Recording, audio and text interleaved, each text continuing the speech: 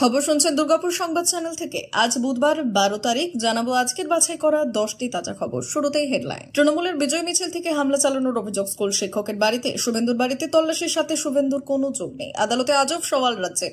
দুর্নীতি করে টাকা দিয়ে যারা চাকরি পেয়েছে তাদের চাকরি ছাড়তেই হবে। সুকান্ত। ক্রেতা সেজে সোনার দোকানে ডাকাতি, ডোমজুড়ে আগ্নেয়াস্ত্র দেখিয়ে লুটপাট 1 কোটি। কয়েক মিনিটের ঝড়ে লন্ডভন্ড বাঁকুড়ার এই গ্রাম। বজ্রপাতে মৃত্যু গৃহবধূর।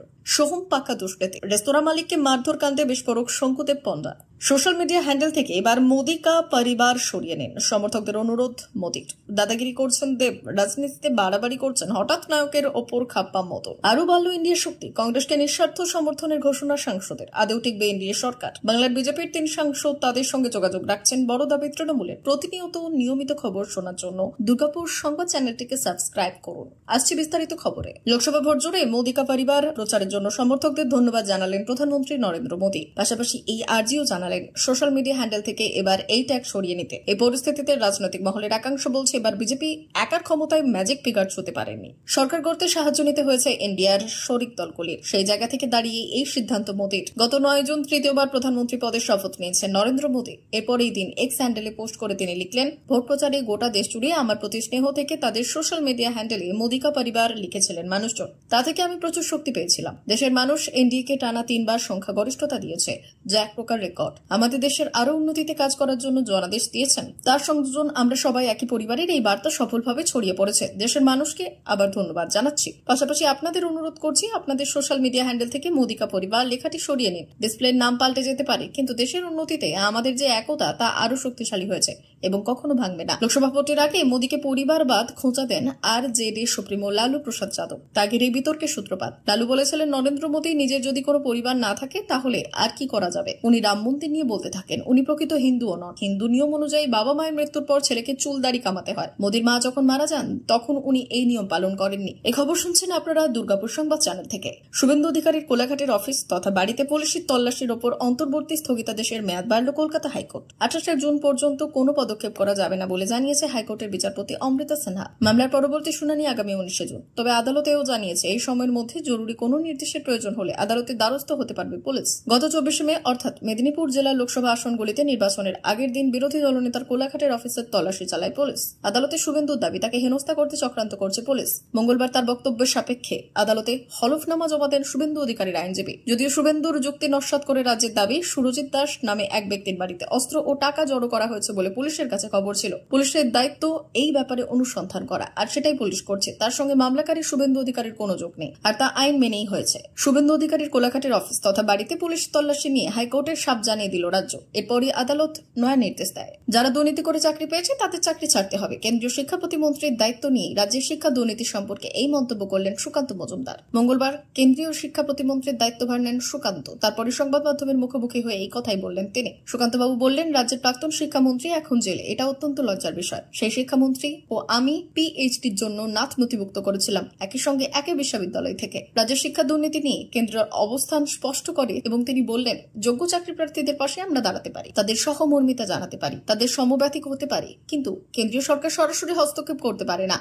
স্বচ্ছভাবে যাতে নিয়োগ হয়েছে তাদের চাকরি বহাল থাকুক। যারা দুর্নীতি করে টাকা দিয়ে চাকরি পেয়েছে তাদের আজ নয় কাল চাকরি ছাড়তে হবে। সুকান্তবাবু জানান, আমি কলকাতায় ফিরে আন্দোলনকারী চাকরি প্রার্থীদের সঙ্গে দেখা করব।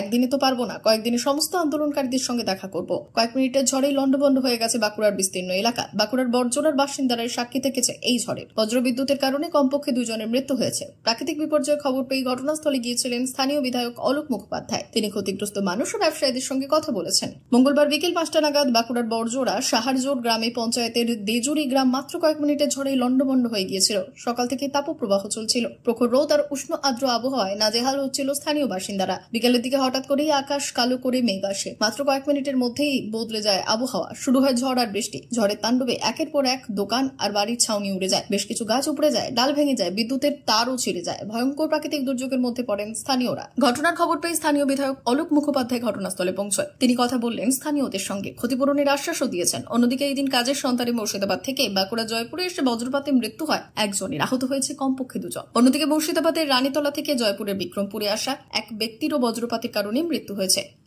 কোচবিহারে বিজেপি চালিত পঞ্চায়েতে তালা ঝুলিয়ে দিল তৃণমূল। তুফানগঞ্জ বিধানসভার ফুলবাড়ি 1 নম্বর গ্রাম পঞ্চায়েতে তালা তৃণমূলের। লোকসভা ভোটে জয়ের পর বিজেপির পঞ্চায়েতে তালা লাগিয়ে দিল তৃণমূল। তুফানগঞ্জ থানার পুলিশকে পরিস্থিতি সামাল দেয়। অপরদিকে কোচবিহারে আরও এক পঞ্চায়েত হাতছাড়া বিজেপির। বলরামপুর 2 নম্বর গ্রাম পঞ্চায়েতে 7 জন সদস্যের মধ্যে প্রধান সহ 5 জন যোগ দিলেন তৃণমূলে। ভয় দেখিয়ে যোগদান অভিযোগ বিজেপির। প্রসঙ্গত কোচবিহার লোকসভা কেন্দ্রে পরাজয়ের পর নিশীথ প্রামাণিকের গড়ে বিজেপিতে ভাঙন দেখা গিয়েছে। দলবদলের ফলে দিনহাটায় একই দিনে বিজেপির 3 গ্রাম পঞ্চায়েতে তৃণমূল দখলে এসেছে। ভেটাগুড়ি 2 নম্বর গ্রাম পঞ্চায়েত এবং মাতালহাট গ্রাম পঞ্চায়েতের পর ভেটাগুড়ি 1 নম্বর গ্রাম পঞ্চায়েতের 5 বিজেপির সদস্য তৃণমূলে যোগদান করলেন। তাদের তৃণমূলে যোগদান করান দিনহাটার বিধায়ক ও উত্তরবঙ্গ উন্নয়ন মন্ত্রী উদয়ন গুহ। পঞ্চায়েত ভোটে 12 সদস্যের ভেটাগুড়ি 1 নম্বর গ্রাম পঞ্চায়েতে 7টি আসন দখল করে বিজেপি। তৃণমূল 5টি আসনে জয়ী। দলবদলের ফলে গ্রাম পঞ্চায়েতের তৃণমূলের সদস্য সংখ্যা বেড়ে দাঁড়ালো 10। গতকাল ভেটাগুড়ি 2 নম্বর গ্রাম পঞ্চায়েত এবং মাতালহাট গ্রাম পঞ্চায়েতের প্রধান উপপ্রধান সহ বিজেপির সদস্যরা তৃণমূলে যোগদান করলেন। জোর করে ভয় দেখিয়ে যোগদান করানো হচ্ছে বলে শাসক দলের বিরুদ্ধে সরব হয়েছেন কোচবিহারের বিজেপি সভাপতি সুকুমার রায়। এই খবর শুনছেন দুর্গাপুর সংবাদ চ্যানেল থেকে। লোকসভা ভোটের ফলাফল প্রকাশ হওয়ার পর দক্ষিণ 24 পরগনা জেলার ভোট পরবর্তী হিংসার ঘটনা অব্যাহত। মঙ্গলবার সন্ধ্যায় তৃণমূলের বিজয় মিছিল থেকে হামলা চালানোর অভিযোগ উঠল পেশায় স্কুল শিক্ষক তথা স্থানীয় এক বিজেপি কর্মীর বাড়িতে।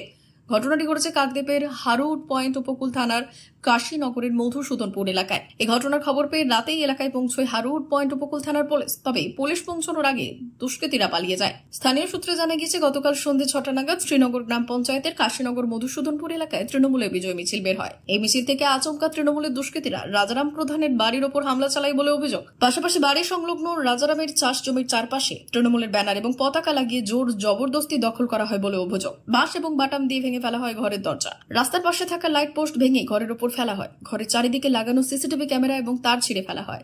চিৎকার করে প্রাণনাশের হুমকি দেওয়া হয় রাজারাম প্রধানকে। রাজারামকে না পেয়ে তার বৃদ্ধা মাকে ধাক্কা মেরে ফেলে দেওয়া হয় বলে অভিযোগ। শ্রীনগর পঞ্চায়েতের প্রধান মনোরমা মিদ্যার স্বামী রবীন্দ্রনাথ মিদ্যার নেতৃত্বে তৃণমূলের দুষ্কৃতী বাহিনী এই হামলা চালায় বলে অভিযোগ। যদিও হামলার পর ঘটনার ব্যাপারে এখনো পর্যন্ত তৃণমূলের তরফে কোনো প্রতিক্রিয়া মেলেনি। প্রসঙ্গত উল্লেখ্য, ভোট পরবর্তী হিংসার ঘটনা নিয়ে ইতিমধ্যে কলকাতা হাইকোর্টে একটি জনস্বার্থ মামলা দায়ের হয়েছে, যা শুনানির সময় রাজ্য সরকারকে তীব্র ভর্ৎসনা করেন কলকাতা হাইকোর্টের বিচারপতি কৌশিক চন্দ্র। প্রয়োজন পড়লে আগামী 5 বছর পর্যন্ত কেন্দ্রীয় বাহিনীকে রাজ্যে মোতায়েন করা হবে বলে উল্লেখ করেন। তারপরই নড়ে চড়ে বসেছে রাজ্য প্রশাসন। ভোটের ফল বেরোতেই বিজেপির মধ্যে গোষ্ঠীদ্বন্দ্ব শুরু। বাগদায় 2 বিজেপি নেতার বিরুদ্ধে পোস্টার এলাকার নানা প্রান্তে। উল্লেখ্য, লোকসভা ভোট মিটতেই দেশে 13টি বিধানসভা কেন্দ্রে উপনির্বাচন ঘোষণা হয়েছে। জাতীয় নির্বাচন কমিশন ঘোষণা করেছে তার মধ্যে রয়েছে পশ্চিমবঙ্গের 4টি বিধানসভা কেন্দ্র। তার মধ্যে অন্যতম হল বাগদা বিধানসভা। আর উপনির্বাচন ঘোষণা হওয়ার পরই বাগদা এলাকায় প্রকাশ্যে চলে এলো পদ্ম শিবিরের গোষ্ঠীদ্বন্দ্ব।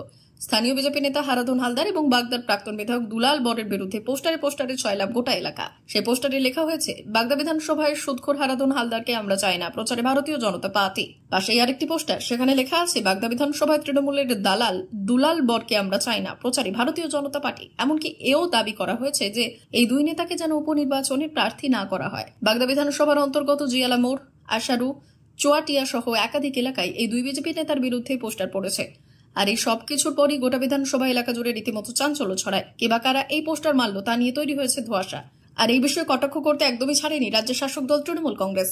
এলাকার তৃণমূল নেতা অঘোর চন্দ্র হালদার জানান, গতকাল নির্বাচন কমিশনের তরফ থেকে বাগদা বিধানসভার উপনির্বাচন ঘোষণা করা হয়েছে। আর তারপরেই এই পোস্টার। জানতে পারলাম এই বিধানসভায় বিজেপির টিকিটের জন্য 17 থেকে 18 জন নাকি দাবিদার রয়েছেন।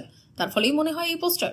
এটা আসলে ওদের গোষ্ঠীদ্বন্দ্বের ফলাফল। উল্টে আবার বিজেপির দাবি এই পোস্টার তৃণমূল দিয়েছে। তাদের দলের মধ্যে নাকি কোনো দ্বন্দ্বই নেই। দল যাকে প্রার্থী করবে তাকেই সমর্থন করা হবে বলে জানিয়েছেন স্থানীয় নেতৃত্ব। এতক্ষণ খবর শুনছিলেন দুর্গাপুর সংবাদ চ্যানেল থেকে। খবর এখনকার মতো এই পর্যন্তই। ধন্যবাদ।